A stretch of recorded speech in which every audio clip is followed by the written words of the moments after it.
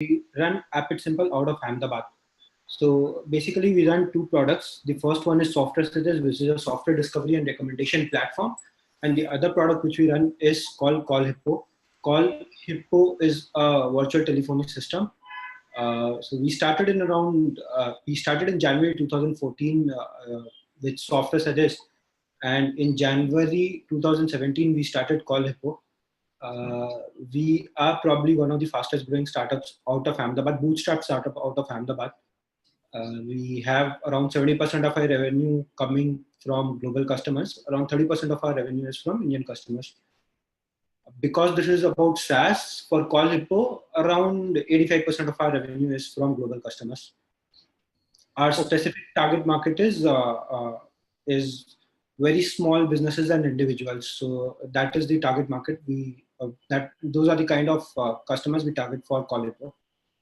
Okay, awesome. So Ankit, the theme of the program is bootstrapping a SaaS product company from India. So it has a lot of elements. There is a bootstrapping element to it, building a SaaS product business. So how did you get into SaaS business? So as I said, we started SoftwareSuggest in 2014, and we have been working with a lot of software companies. We have been marketing for them. So that's when I learned about SaaS. I realized that it is a very good market to enter in. I think that market will be there till 2025. After 2025, it will become very difficult to start a SaaS company and grow one. So because of the 3-year experience in SoftwareSuggest, I thought SaaS, this is where we should expand. Until now, the journey has been good for us, and we are happy that we entered SaaS. Okay, so we'll get to the questions. So Ankit, what we do is every time to incentivize people to ask good questions, we have speakers announcing a reward. So what is the reward you will give to someone who's going to ask good questions? So we can give a year free of CallHippo subscription. Okay, awesome. So the guys, you can ask, you can speak up for your questions, or you can mention in the chat.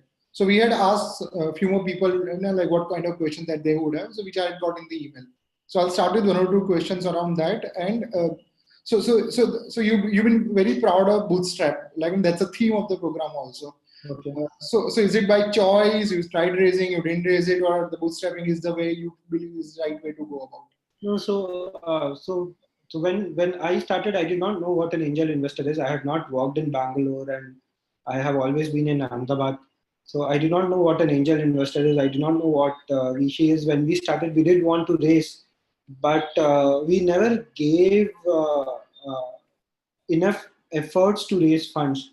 So we were always focused on generating revenue and becoming cash flow positive. So I wouldn't say bootstrapping is by choice, but at the same time, we do not give enough time or enough effort to raise funds. And ultimately, we are here bootstrapping, and now we are happy. We are cash flow positive. We have around 90 people in the team, and we are self-sustaining. Now we are not dying for funds, so we don't go and try to raise funds. Okay, awesome. So Sankit, you mentioned that you were running SoftwareSuggest. You were talking to a lot of software makers, and then you thought, okay, CallHippo is the opportunity. So which were the opportunities that you looked at that and you could have gone with? Like you went with CallHippo, but was there any other opportunity, or what worked in the favor of this CallHippo? No, so what we did was we tried to point out try to figure out where people are ready to spend money. So we had come down to list of work profile where we want to build software. So we realized that softwares for sales sell a lot. Sales team don't have an issue getting approval for their softwares. We found out that softwares for marketing are doing good. HR, it is a little difficult to get approvals because HR is not considered as one of the primary jobs for companies. So we tried to come down to a list of industries which we want to target, or a list of work profile we want to target. And we wanted to go very broad. We did not want to stick to a particular industry. So we did not want to do a CRM for real estate. We wanted to build something which can be used by every industry. And that's how, and we wanted a very big market. So telephony is a very big market globally. That's how we landed with CallHippo. And just to be on the early days of CallHippo, So you decided, okay, this is the sector that you want to get into. So how you went about building a product? Like you build a product for a certain time and then spoke to the customers. So how was those initial 3 months, 6 months for you? So we launched our product in I think we developed it for around 2.5 months, and we launched our product in 2.5 months time. Uh, the initial days was we started marketing the product even before we launched the product. So we started building the product in January 2017. We started marketing it in December 2017, and started marketing it in December 2016, and we launched the product somewhere around March 2017. And when we launched it, it was a very basic version. The objective was only to get people to the website and see if they really want a new telephony, if we could convince them to try our product. So the idea to market time was very short. So how did you do that? So when you talk about marketing, so what was that? You meet people in person, you go to conferences, or you do content marketing? What was those initial things you did? So our entire organization revolves around digital marketing. We don't do any field work. We don't go and meet people. We don't go to conferences. So we just try to do digital marketing. We create good content online. We harness the opportunities on Facebook, LinkedIn, Twitter, and the other social media profile. There is Product Hunt, and there are a lot of websites which can actually help you grow as an organization. The benefit is that we can scale lead generation from these channels. So which channel worked more for you? Like if you can recall that, like you like it got featured in Product Hunt, so that's why it got a lot of traction, or a particular blog went viral. No, so for us, search engine optimization has always been our primary channel of acquisition. Okay, awesome. So there are a few more questions that people had asked, which I'll keep on asking. But anybody who's live in the webinar, and if you want to ask question, Ganesh, Arish, Pranav, or Sagar, you can ask, or you can just speak up or mention in the chat. Else, I'll just go ahead with my question that I have for Ankit. Yes, Ganesh.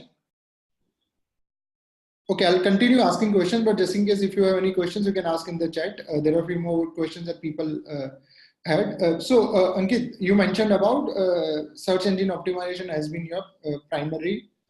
And then we had an offline event at your office where you had shared some greater information about how you did it. So if you like, and then there are a lot of people who will be watching this video who would be at a very early stage and just got into SaaS because there are a lot of things are happening over there. So what would be your top 3-4 advice to them? You know, what are the things they should take care of so that can help them get started or get to those early SaaS customers? So I mean, there are a lot of blogs available, and I do not know anything about search engine optimization before we started AppSimple. I took a day and read the blogs on search engine optimization, and that's where our journey of search engine optimization started. It's really simple. I mean, if you follow the common rules which are written in which Google suggests, you can read basic websites like Neem Patel and I think there is Sujit Patel, and you will be able to do that. Do search engine optimization, and search engine optimization I think is the easiest method to generate leads in large volume at a very low cost. Okay. Akshil, so the guys, you can ask question, you can speak up, or you can ask in the chat. Akshil has asked, how can like you validate the market need for the product? So how did you validate CallHippo to begin with?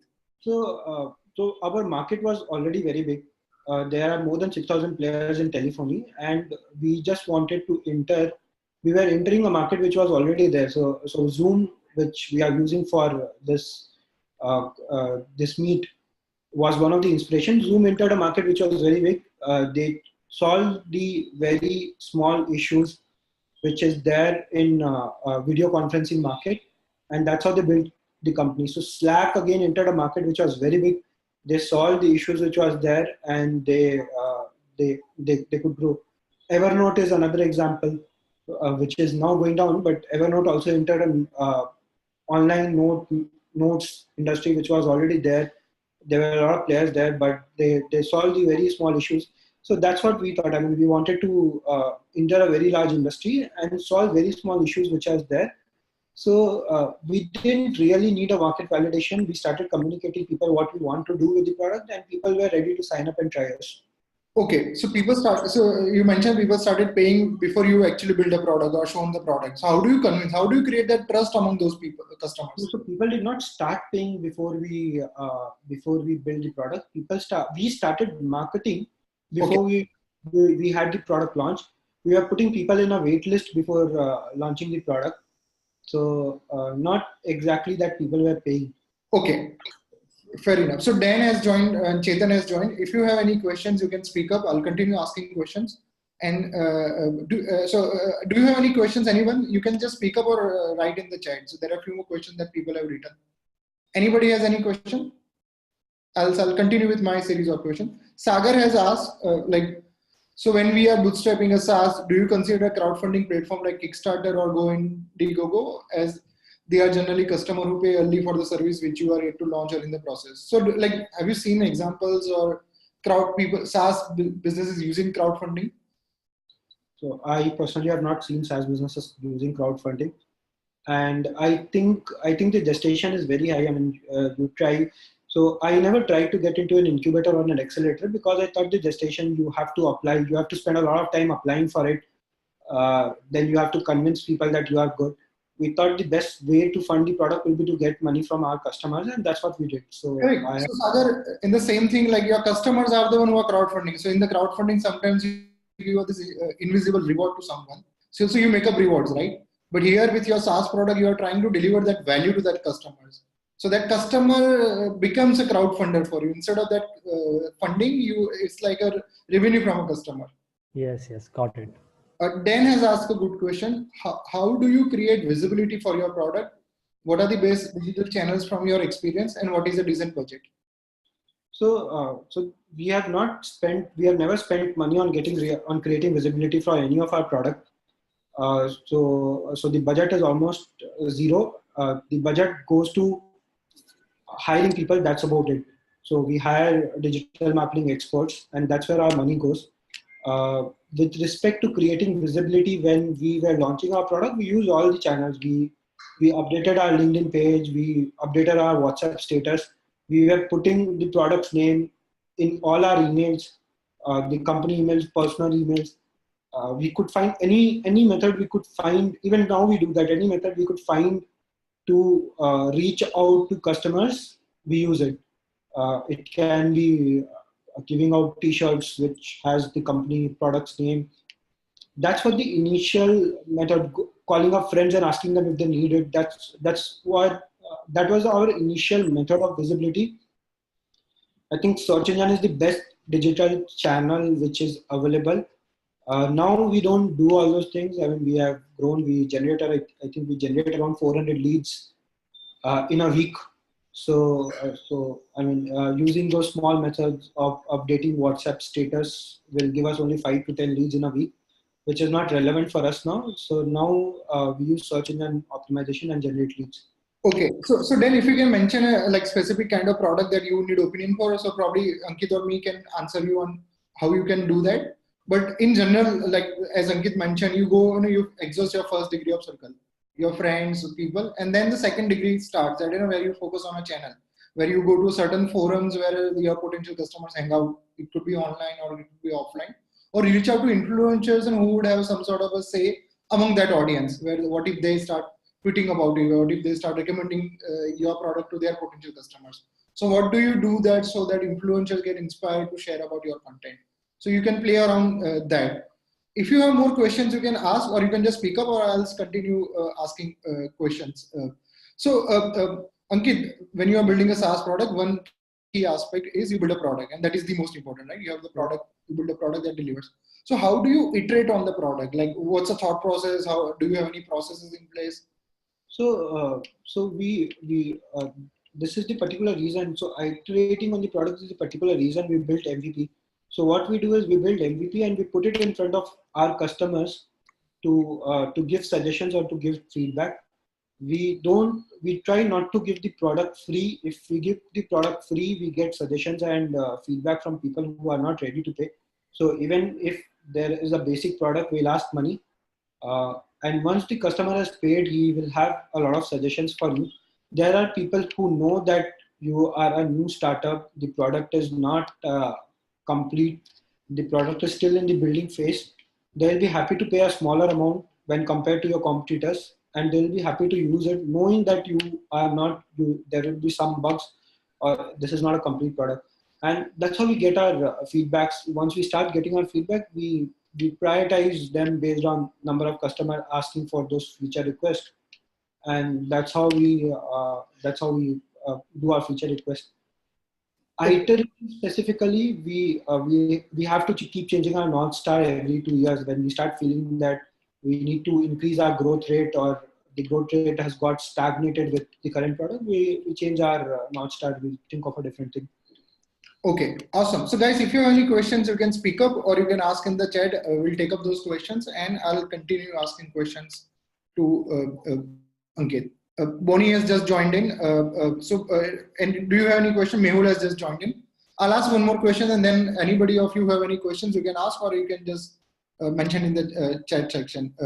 So Ankit, when you mentioned about the market that you got into was already crowded, and there are examples of SaaS companies doing really well, even though it's a crowded market with a certain differentiation. So what kind of competition you face now? Like when you started up, you had a certain novelty. Now things would have changed, other people would have evolved.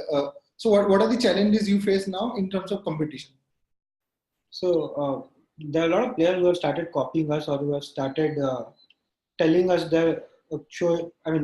referring to us as their competitors. We don't face any challenge specifically, but we enjoy being referred. So there is a company called Link Center, which I think is doing 300 millions of turnover revenue per year. They at places they refer to us as the competitors. So it makes us happy, but no specific challenge we face. Okay. Akshil has asked a very good question. How do you set the pricing model for SaaS? Like, how do you decide the pricing? So we prepare a competitor analysis. We prepared a competitor analysis when we started. We put all the features which our competitor offers, and we had written the price at which they offer. We tried to be the cheapest. We started at $4 per user per month, and now we have gone to $25 per user per month. So the first stage was to be cheapest, get some customer onboarded. Once you have proved that $4 or the lowest price will work and you can sell at the lowest price, you increase your price. So from $4 we went to $6, and we realized that we can sell at $6. We went to $8. We realized we can sell at $8. We went to $10. We kept increasing. Right now we are at $25. Okay, and while you were evolving your pricing, like so customer feedback was the only one criteria, or like you got some good guidance, mentors. So in the pricing, how did you get better at it? So the initial pricing, we used competitor analysis to get the initial pricing. But after that, it wasn't customers. I mean, customers will never ask you to increase pricing. You just increase pricing and you try see if your sales are going down. If your sales are not going down, it's fine. I mean, keep that pricing. So if your sales are going down, probably you can revert back and you can stick to the older pricing. So you have to keep experimenting with your pricing. And do you have a standard pricing or different tiers for different pricing for different enterprise customers, or who are your ideal customers for what pricing? So we have a multi-dimensional pricing. Because of this telephony, it is a little confusing. But to put it simply, we have different pricing for different type of customers. So for enterprise customers, we sell at around $50. For medium and small businesses, we will say $25. And for very small companies, we have $8 of pricing. Plus, we do charge for telephony. So if you make calls from CallHippo, we bill you extra. So that's a multi-dimensional pricing which we have. Okay, awesome. Dan has asked a very good questions. On financial management, what was your plan for the first year of operations? Were you self-funded or angels funded? And how did you convince the huge cash burn rate without proportionate sales volume? So we were self-funded. So I put in 18 lakh rupees. That's about it. I mean, so I had put in 18 lakh rupees, and we had almost 36 lakh rupees with us, and that was our total funds. So we had decided that if we can get cash flow positive in 36 lakh rupees, we will continue doing that, this business, or else we'll shut it down and we will do something else, probably take a job or do some work somewhere else. We could turn ourselves profitable in 18 lakh rupees. We do not use that 36 lakh rupees. As I said earlier, we did not know what angel investment is. We did not know the kind of valuation Bangalore and Delhi company get. Uh, that is what 36 lakh was all we had, and we thought we have to build the company in 36 lakh rupees. My burn rate was very low. We could turn the company cash flow positive. So the maximum burn we went up was 1.5 lakh rupees. We started in January 2014. We were cash flow positive in January 2015. Okay, so do you see yourself raising funds in future now that you know investors or investors are your friends now? Yes, no, we don't see raising funds. We are currently we have enough cash with us, so we don't see ourselves raising funds anytime soon.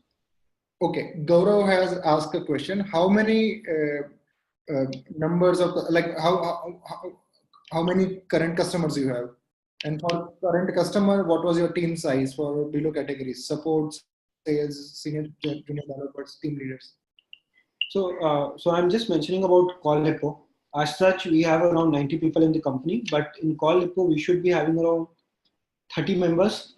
Out of that, around 12 to 13 are in tech.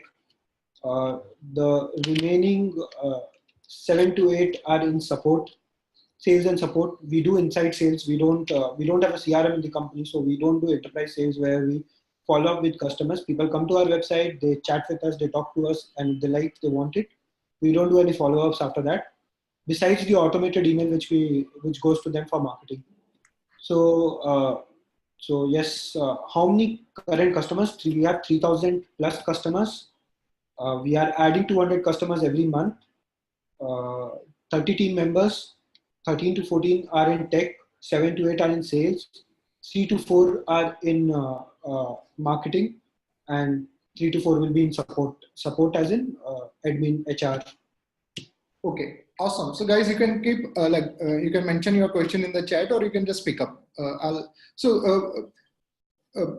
Ankit, like when you are building a SaaS business, so you must be using other SaaS tools also for various functions. Right. So which are those functions for which you use a particular SaaS tool, and how do you find them valuable? So I was having a chat with someone today about it. So I think the ultimate SaaS tool is Google Sheets. It's free, but it is the ultimate SaaS tool. All our reporting happens. So whatever tool we use, all the data will come to Google Sheet, and it comes to me only on Google Sheet. So I, as such, is not using many SaaS tools. It is my team doing it. We use QuickBooks for accounting. There is a software which is called Keka, which is used for managing our team. We use Fresh Team for hiring. There's a software called Crisp Chat, which we use for chat. We use Fresh Service for support. Okay. And yeah. Boni has asked, any mistakes you made while growing your company which we should avoid? So probably, I mean, as I mentioned, I started marketing the product before I started building it, and the first customer came in after I built the first version of it. Now I think that there is open source software, or there are people who are ready to sell their software in Flippa or and a number of marketplace. So whatever software you want to build, there is a bad version of it available online. You should go and buy it, and you should start selling them. You should not probably wait for 2 months to get 2 to 3 months to get your product live. You can get revenues faster than what we could get. Okay, so that is what you would recommend. Yes. Akshil has asked, where can I approach people who are willing to be part of my SaaS team? So that's Ankit will hire him. If he finds someone, he'll hire himself. That's a problem which we are also facing. I mean, we need more people. We are hiring. We need more people. We have 90 members. We have 30 open profile. So if I know where to get SaaS people, we'll grow our team. But just in that zone, Ankit, you have 90 people and like very SaaS focused company. So what has been your experience in terms of hiring? Like this kind of people turned out to be good team members in a SaaS company. Any pattern that you could observe? So we did not specifically hire SaaS people. So now we have hired. So there are two guys which we have hired who are earlier entrepreneurs running a SaaS company. Uh, but besides that, we did not specifically hire SaaS people. We hired people who were in tech, in service companies. We hired people who were in sales and service companies, and eventually they started loving SaaS. They could understand what we are doing here. So not specific SaaS people we could find. And even today we cannot find specific SaaS people. That's very difficult. Okay, so Mehul has asked, how did you get your first employee? So Bhavesh was our first employee, and I mean, if for people in the Ahmedabad community, there is Neeraj who is running Jolly Food Fellow. He referred us. I called him up and I told him that I need someone to become my tech lead, and he suggested to talk to Bhavesh, and Bhavesh joined us. Well, so it was that simple, or you have to do something to convince Bhavesh? To convince Bhavesh, I did not have to do much. I mean, he was also looking for an opportunity to work in a startup, so we did not have to do much to convince Bhavesh. The second employee was interesting. I mean, we asked our friends. So I asked all my friends to give me a database of people. I got a database of around 80 people. We made calls to them and found out if they wanted to change, because we did not want to waste money on recruitment expert or recruitment consultant. Two guys responded. We called them to office and we hired them. Okay, wow. Pranav has asked, what's the hardest part of SaaS? So I don't think building a SaaS product is difficult. You get a lot of, as I mentioned, you get a lot of open source software. There will be a lot of people who can build good SaaS product for you. The hardest part is building your marketing channel. Generating leads is the hardest part of any SaaS product. Okay. And Dan has asked on operational excellence, what strategies did you use to control the cost, and why did you choose Ahmedabad? So Two questions. Strategies to control cost. We did not hire very expensive resource when we were young. We hired economical resource when we were young. Now we don't try to control cost. Now we think it is better to build a business by increasing your revenue than by reducing cost. So we spend whenever needed, but we try to understand the ROI of our spends. If we don't get ROI, we cut it. So we have started doing leadership training, and we try to understand what is the ROI we are getting after that. We are spending a lot on onboarding new team members. We are spending a lot on reaching out that you can join us if you are in Ahmedabad, or you can travel from other cities to Ahmedabad, and we try to estimate the ROI. If there's ROI, we allow it, and if there's no ROI, we leave that. Why choose Ahmedabad?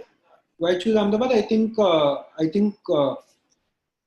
two-tier cities are the best place to start SaaS companies. Our cost is very less when compared to Bangalore or Delhi. People are more loyal. They enjoy working in SaaS companies because when compared so all these two-tier cities have more of service-based organizations. So these guys enjoy working in SaaS companies, and I am happy being in Ahmedabad. I would really not like to move my entire team to Bangalore or Delhi or Mumbai. But do you see yourself like setting up a remote office in these cities, or you go to other countries? Like, is there a way out? We might set up new office in these cities, but that will only be for senior talent. So there are people. So Chennai is specifically a city which I am looking at. There are people in Chennai who have a lot of experience from Zoho, Freshdesk, Kissflow, ChargeBee, and there are a lot of other SaaS companies in Chennai. We would like some of these people who have a lot of experience to come on board and tell us what to do to reach our 10 million goal of revenue. But that these will be very small offices where we walk out of shared spaces, and we'll have 15 to 20 people there. Yep, I'm live from a co-working space in Ahmedabad, Devex.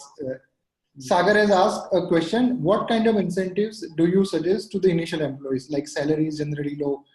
flexibility of working hours, ESOPs? Like, what has been your own experience and what do you recommend?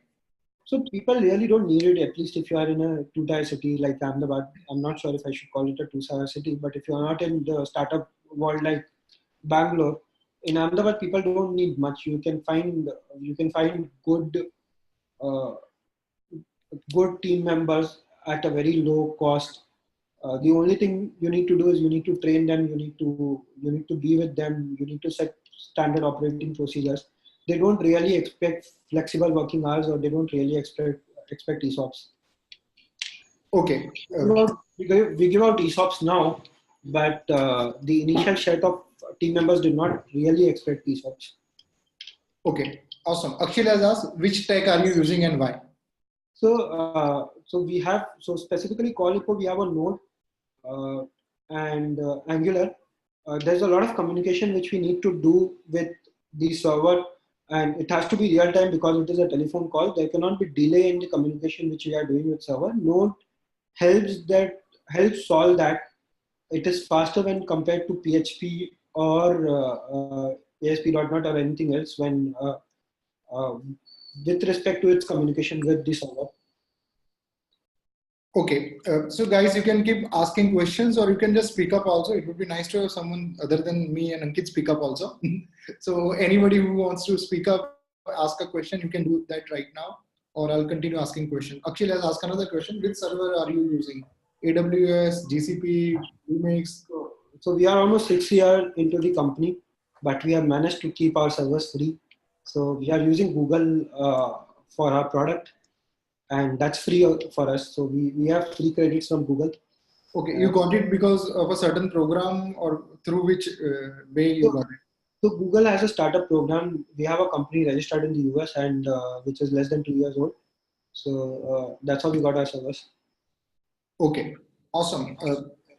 And how do you motivate your team members for a larger goal of your business? Because for a lot of SaaS business, like you work for 3-4 years and then the big day will come. So how do you keep motivating them? So we do a lot of things now. So to motivate them, so now every team leader is allowed to take their team on dinners. So every month, every guy is going in dinner with his team every month. I do a leadership team dinner where the entire leadership team goes out for dinner, and then we also allow families to join in. People are allowed to get their kids to office.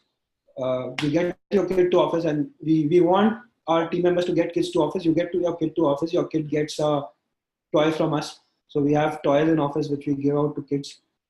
We request you to get your parents to office. So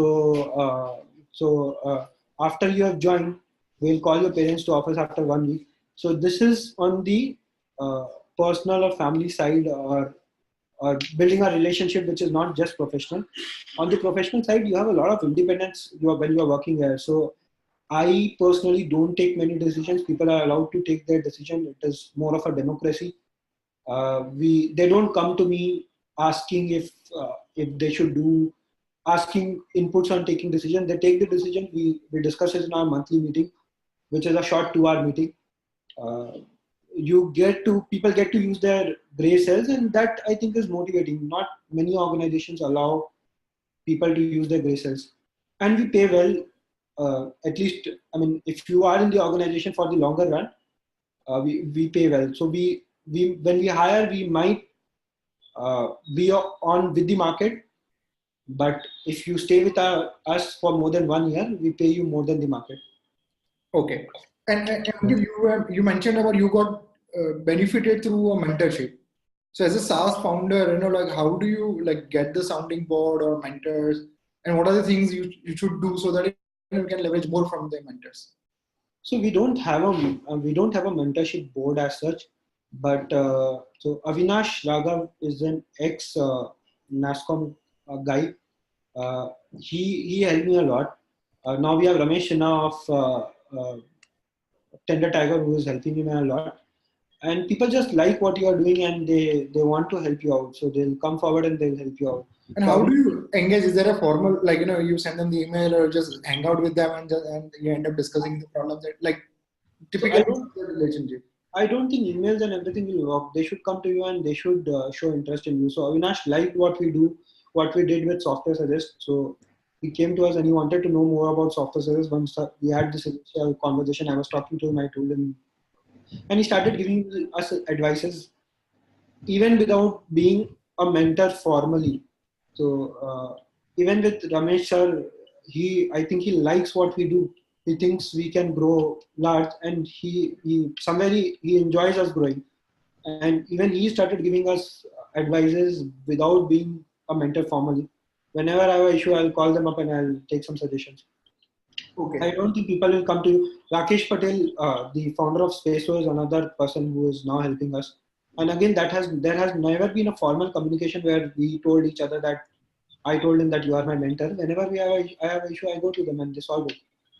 Okay, so when you started CallHippo, you would have a certain way of doing things. After a couple of years running a SaaS business, what has changed, or what are the differences that you could observe? So now we don't take product decisions. That's the biggest change, I think. Now we don't take product decisions just because we think people might like it. Now we have data. We do experiments on product, and if the data does not support and if the experiment does not support, we will not take product decisions. The other thing which is being done is that I have got out of the process. I mean, I think this organization can run for like 3 months, at least 3 months without me being there. So when we started CallHippo, I was part of the process. I used to look at all communication, everything which was being built, all tech issues. I used to talk with my team, sales, but now I'm not. It is run. Okay, awesome. So guys, if you have any questions, you can ask in the chat or you can just speak up. Last 10 minutes of this conversation with Ankit. Okay, so Who? so like Ms. Sagar. Yes, Sagar, speak up. Yeah. So like, how do you set up an SOP and like, how do you share it with your employees? So the team members will be very happy to follow SOPs once they know that standard operating procedures are effective. So now I have to talk to my leadership team and tell them that this is the standard operating procedure and let's follow it. How do we set up SOP? Is that when you find a problem, you try to build a SOP around it. So it might not be so my SOP, your SOP will be different from my SOP. Yes. Maybe if you are facing a problem, there are a lot of people who have already faced it. You can ask your peer group if they have faced this problem. They'll have a standard operating procedure. Pick that up, modify it for your lead. I told you these names who are like mentors to me. At times I call them up and I ask them how did you solve it.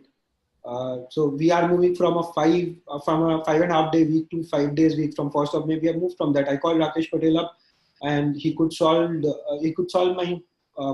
my issue. He told us how to move into a 5 day week, how to ensure that you don't lose out. So that's how you'll do it. There will be someone who has done it. Ask a lot of people, take their standard operating procedure and modify it for yourself. Yes. Okay. Awesome. Anybody has any questions? You can speak up or you can ask in the chat. I'll have a few more questions that I want to ask Ankit.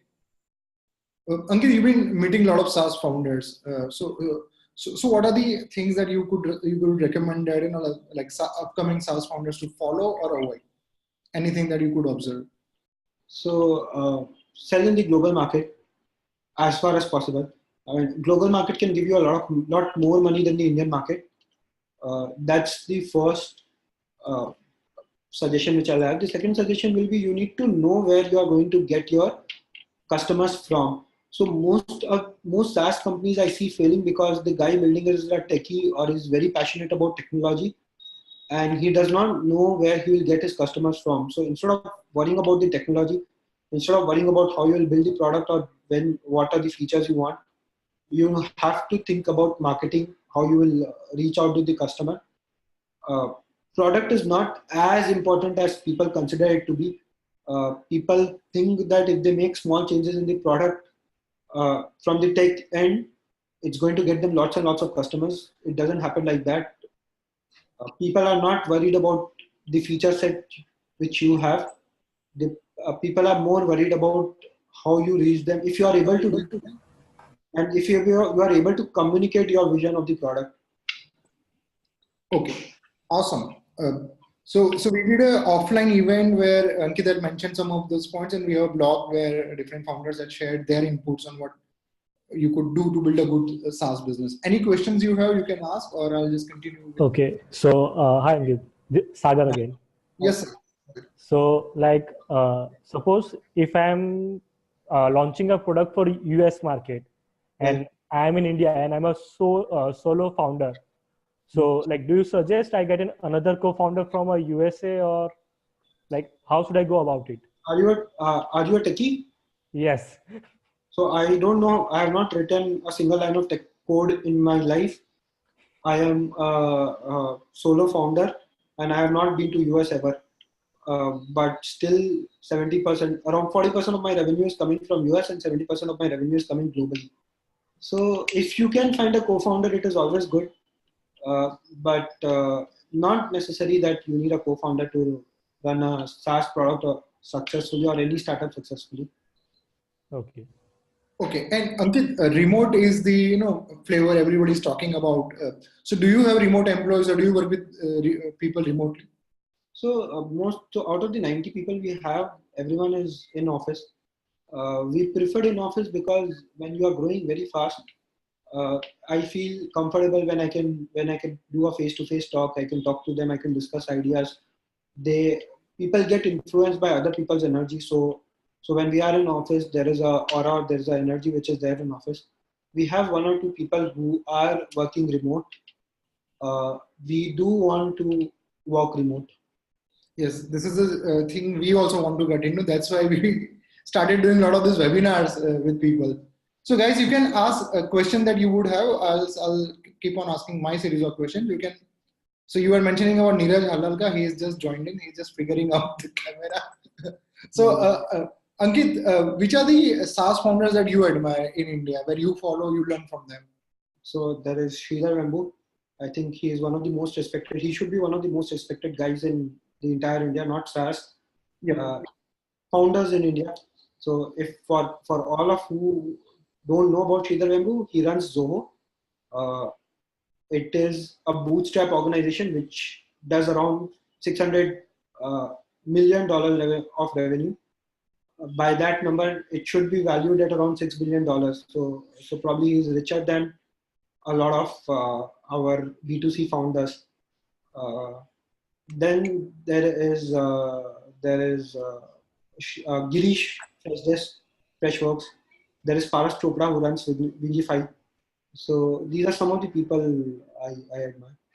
And from where you get your learning, are there any resources that you follow, you get updated with latest stuff, or which are these resources that you would recommend? So there are a lot of blogs available online which you can read around SaaS to get your learning. There is HubSpot who continuously writes blogs, good blogs. Then there is Hiten Shah writing Hitenism. So there are a lot of people who talk about SaaS. There is Nathan Latka giving out a lot of information on SaaS. Any your personal favorite that you like this particular resource more compared to others? Like no, I nothing favorite with online blogs, but I have started talking to other peer founders who are in this range of revenue, in my range of revenue, or have recently crossed it. So a person doing $50 million of revenue is not who I would rather talk to, but I would talk to people who are around my range of revenue, and I think that helps more than the online content which is available. Okay, awesome. So guys, any questions that you have, last 5 minutes of this discussion, I'll keep on asking my question, but any question that you would have, you can speak up or you can mention in the chat. So Ankit, one of the challenge that people face is hiring. You briefly mentioned about that. You mentioned that you already have a good team, but you are still trying to. So what are the challenges that you face, or what do you think should happen so that there would be a good SaaS talent?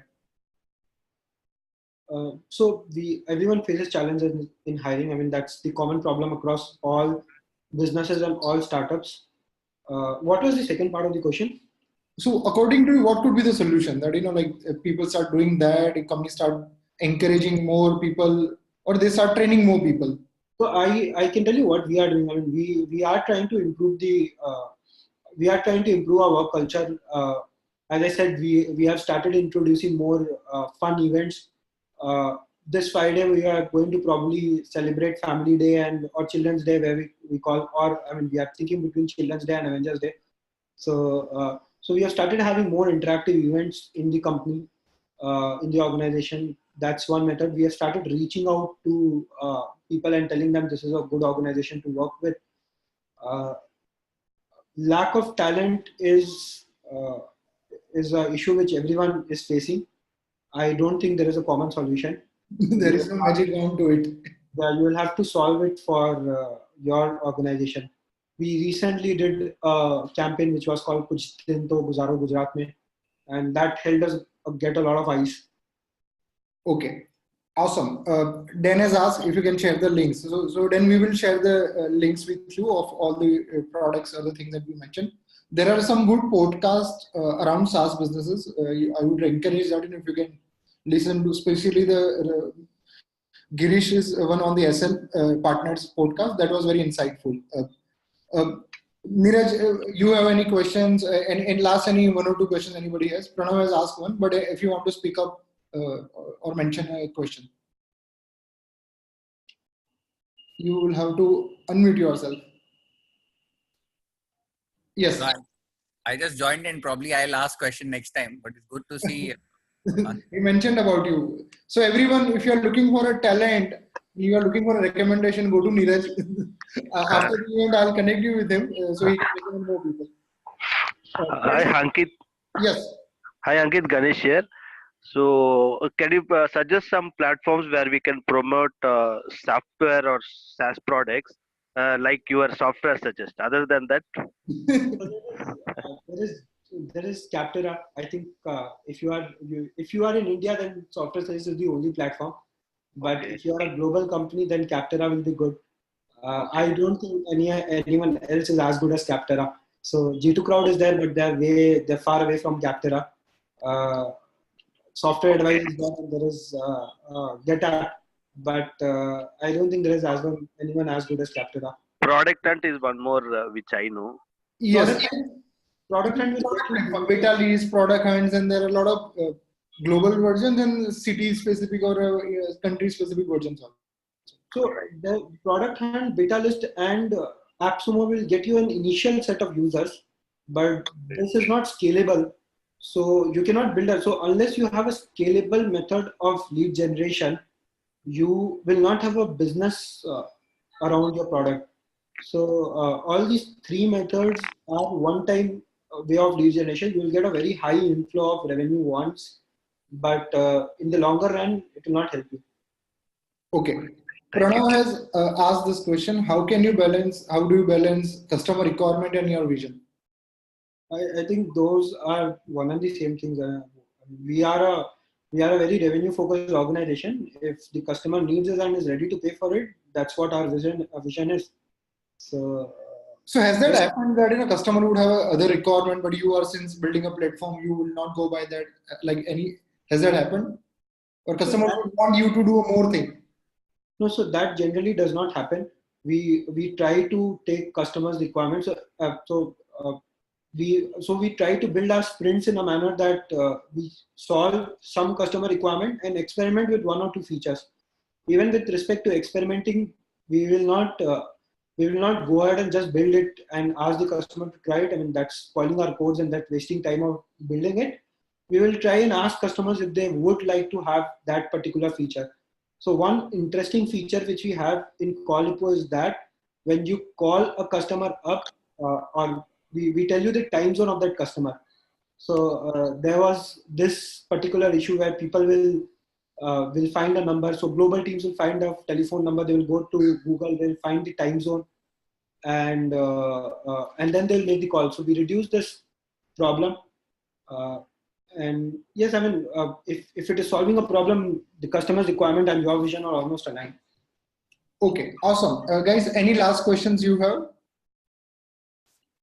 Okay, so you can either ask in the chat or you can just speak up. But meanwhile, so we did an offline event where Ankit and a few other SaaS founders from the community have shared their examples. So I'll share this link with you. Where a lot of points that we discussed, he had mentioned in detail about some of the things that he would recommend. And I'll compile another blog where I will share the recording of today's session and more resources. Also, in India, there is this SaaS Bhumi, which happens, which is very, so if you're a SaaS, so Ankit, you were part of this event, like, what would you recommend people? I mean, so anyway, I mean, this will be, I think it will be in January or in March, and I don't think you should miss this. Cancel your travel plan if you have any, or customer meetings, shift it, but don't miss this. Yeah, so these are one of the, like, some of the best SaaS founders from India. So it would be nice to meet up and learn from them. I think it is the best event which happens in India. I will not say worldwide because I have not gone to. I think it is the best startup event which happens in India. Forget. I mean, even when you compare to the other events like NASCOM and Your Story events, this stands out when compared to the other events. Awesome. And guys, like most of you are eChai members. So with eChai, idea is that we will do a lot of offline meetups, and these are the webinars. So on 1st of June, we will be having this how to scale your startup offline event everywhere.